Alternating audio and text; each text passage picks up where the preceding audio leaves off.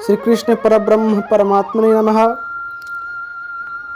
अथ श्री ब्रह्मवैवर्त पुराणे प्रकृतिखंडे चतुर्दशोऽध्यायः। एवं श्री ब्रह्मवैवर्त पुराणे चतुर्दशोऽध्यायः वेदवती की कथा।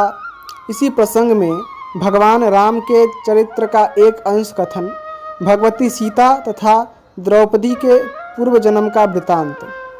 भगवान नारायण कहते हैं, मुने धर्मध्वज और कुशध्वज इन दोनों नरेशों ने कठिन तपस्या द्वारा भगवती लक्ष्मी की उपासना करके अपने प्रत्येक अभिष्ट मनोरथ को प्राप्त कर लिया।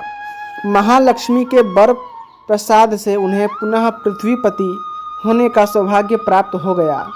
वे दोनों धनवान और पुत्रवान हो गए। कुशध्वज की परम साध्वी भार्या का नाम मालावती था। समयानुसार उसके एक कन्या उत्पन्न हुई जो लक्ष्मी का अंश थी। वह भूमि पर पैर रखते ही ज्ञान से संपन्न हो गई। उस कन्या ने जन्म लेते ही सूतिका गृह में स्पष्ट स्वर से वेद के मंत्रों का उच्चारण किया और उठकर खड़ी हो गई। इसलिए विद्वान पुरुष उसे वेदवती कहने लगे। उत्पन्न होते ही उस कन्या ने स्नान किया और तपस्या करने के विचार से वह वन की ओर चल दी। भगवान नारायण के चिंतन में तत्पर रहने वाली उस देवी को प्रायः सभी ने रोका, परंतु उसने किसी की भी नहीं सुनी। वह तपस्विनी कन्या एक मनवंतर तक पुष्कर क्षेत्र में तपस्या करती रही। उसका तप अत्यंत कठिन था तो भी लीलापूर्वक चलता रहा।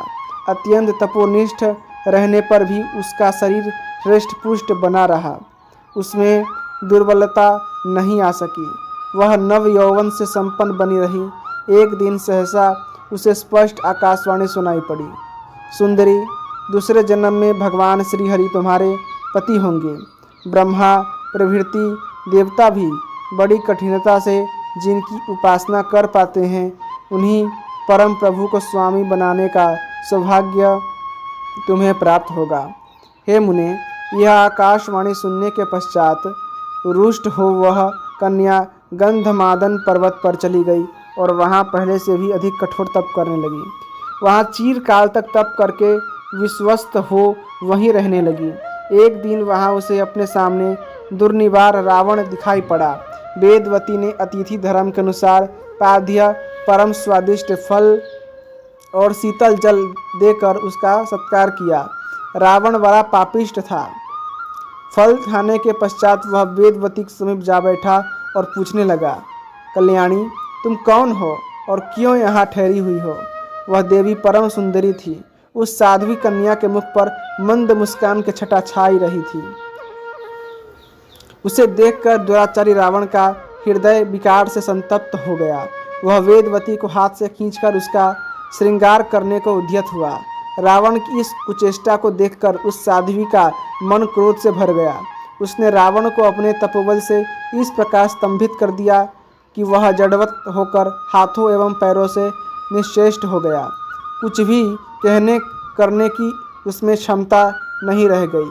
ऐसी स्थिति में उसने मन ही मन उस कमललोचना देवी के पास जाकर उसका मानस स्तवन किया। शक्ति की उपासना विफल नहीं होती, इसे सिद्ध करने के विचार से देवी वेदवती रावण पर संतुष्ट हो गई और परलोक में उसकी स्तुति का फल देना उन्होंने स्वीकार कर लिया। साथ ही उसे यह श्राप दे दिया कि हे दुरात्मा, तू मेरे लिए ही अपने बंधु बांधवों के साथ काल का ग्रास बनेगा, क्योंकि तूने काम भाव से मुझे स्पर्श कर लिया है। अतः मैं इस शरीर को त्याग देती हूँ, देख ले। देवी वेदवती ने इस प्रकार कहकर वहीं योग द्वारा अपने शरीर का त्याग कर दिया। तब रावण ने उसका मृत शरीर गंगा में डाल दिया और मन में इस प्रकार चिंता करते हुए घर की ओर प्रयाण किया। अहो, मैंने यह कैसी अद्भुत घटना देखी, यह मैंने क्या कर डाला। इस प्रकार विचार कर अपने कुकृत्य और उस देवी के देह त्याग को याद करके रावण बहुत विषाद करने लगा। हे मुने, वह देवी साध्वी वेदवती दूसरे जन्म में जनक की कन्या हुई और उस देवी का नाम सीता पड़ा। जिसके कारण रावण को मृत्यु का मुख देखना पड़ा था। वेदवती बड़ी तपस्विनी थी। पूर्व जन्म की तपस्या के प्रभाव से स्वयं भगवान श्री राम उसके पति हुए। ये राम साक्षात परिपूर्णतम श्रीहरि है। देवी वेदवती ने घोर तपस्या के द्वारा आराधना करके इन जगदीश्वर को पति रूप में प्राप्त किया था। वह साक्षात रमा थी। सीता रूप से विराजमान उस सुंदरी देवी ने बहुत दिनों तक भगवान श्री राम के साथ सुख भोगा। उसे पूर्व जन्म की बातें स्मरण थी, फिर भी पूर्व समय में तपस्या से जो कष्ट हुआ था उस पर उसने ध्यान नहीं दिया। वर्तमान सुख के सामने उसने संपूर्ण पूर्व क्लेशों की स्मृति का त्याग कर दिया था। श्री राम परम गुणी, समस्त सुलक्षणों से संपन्न, रसिक, शांत स्वभाव, अत्यंत कमनीय तथा स्त्रियों के लिए साक्षात कामदेव के समान सुंदर एवं श्रेष्ठतम देवता थे। वेदवती ने ऐसे मनोविलसित स्वामी को प्राप्त किया। कुछ काल के पश्चात रघुकुल भूषण सत्यसंध भगवान श्री राम पिता के सत्य की रक्षा करने के लिए वन में पधारे। वे सीता और लक्ष्मण के साथ समुद्र के समीप ठहरे थे। वहाँ ब्राह्मण रूपधारी अग्नि से उनकी भेंट हुई। भगवान राम को दुखी देखकर विप्र रूपधारी अग्नि का मन संतप्त हो उठा। तब सर्वथा सत्यवादी उन अग्निदेव ने सत्य प्रेमी भगवान राम से ये सत्यमय वचन कहें। ब्राह्मण वेशधारी अग्नि ने कहा, भगवान मेरी कुछ प्रार्थना सुनिए। श्री राम, यह सीता के हरण का समय उपस्थित है। ये मेरी माँ है। इन्हें मेरे संरक्षण में रखकर आप छायामय सीता को अपने साथ रखिए। फिर अग्नि परीक्षा के समय इन्हें मैं आपको लौटा दूंगा। परीक्षा लीला भी हो जाएगी। इसी कार्य के लिए मुझे देवताओं ने यहाँ भेजा है। मैं ब्राह्मण नहीं, साक्षात अग्नि हूँ। भगवान श्री राम ने अग्नि की बात सुनकर लक्ष्मण को बताए बिना ही व्यथित हृदय से अग्नि के प्रस्ताव को मान लिया। हे नारद, उन्होंने सीता को अग्नि के साथ उनके हाथों सौंप दिया। तब अग्नि ने योग बल से मायामय सीता प्रकट की। उसके रूप और गुण साक्षात सीता के समान ही थे। अग्निदेव ने उसे राम को दे दिया। माया सीता को साथ ले वे आगे बढ़े। इस गुप्त रहस्य को प्रकट करने के लिए भगवान राम ने उसे मना कर दिया। यहाँ तक कि लक्ष्मण भी इस रहस्य को नहीं जान सके। फिर दूसरे की तो बात ही क्या है। इसी बीच भगवान राम ने एक सुवर्णमय मृग देखा। सीता ने उस मृग को लाने के लिए भगवान राम से अनुरोध किया।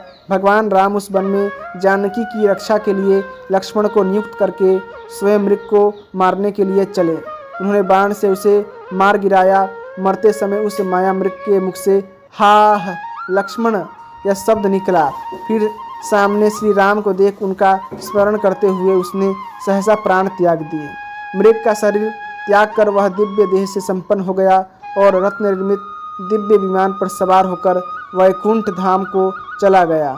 वह मारीच पूर्व जन्म में वैकुंठ धाम के द्वार पर वहाँ के द्वारपाल जय और विजय का किंकर था तथा वहीं रहता था। वह बड़ा बलवान था। उसका नाम था जीत। सनकादिकों के शाप से जय विजय के साथ वह भी राक्षस योनि में आ गया था। उस दिन उसका उद्धार हो गया और वह उन द्वारपालों के पहले ही वैकुंठ के द्वार पर पहुंच गया। तदंतर हा लक्ष्मण इस कष्ट भरे शब्द को सुनकर सीता ने लक्ष्मण को राम के पास जाने के लिए प्रेरित किया। लक्ष्मण के चले जाने पर रावण सीता का अपहरण कर खेली खेल में लंका की ओर चल दिया। उधर लक्ष्मण को वन में देखकर राम विषाद में डूब गए।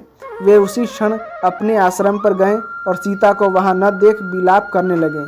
फिर सीता को खोजते हुए वे बारंबार वन में चक्कर लगाने लगे। कुछ समय बाद गोदावरी नदी के तट पर उन्हें जटायु द्वारा सीता का समाचार मिला। तब वानरों को अपना सहायक बनाकर उन्होंने समुद्र में पुल बांधा। उसके द्वारा लंका में पहुंचकर उन रघुश्रेष्ठ ने अपने बाण से बंधु बांधवों सहित रावण का वध कर डाला।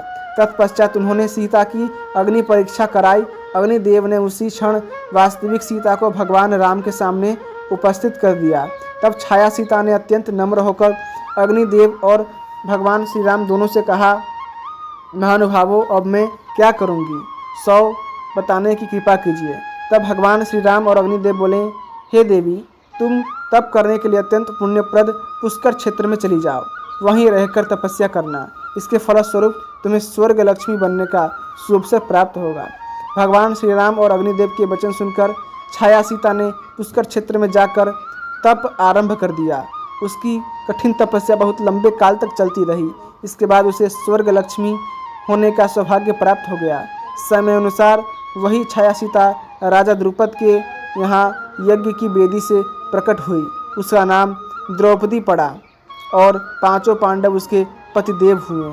इस प्रकार सत्ययुग में वही कल्याणी वेदवती कुशध्वज की कन्या त्रेता युग में छाया रूप से सीता बनकर भगवान श्री राम की सहचरी तथा द्वापर में द्रुपद कुमारी द्रौपदी हुई। अतएव इसे त्रिहायणी कहा गया है। तीनों युगों में यह विद्यमान रही हैं। नारद जी ने पूछा, संदेहों के निराकरण करने में परम कुशल मुनिवर, द्रौपदी के 5 पति कैसे हुए? मेरे मन की यह शंका मिटाने की कृपा करें।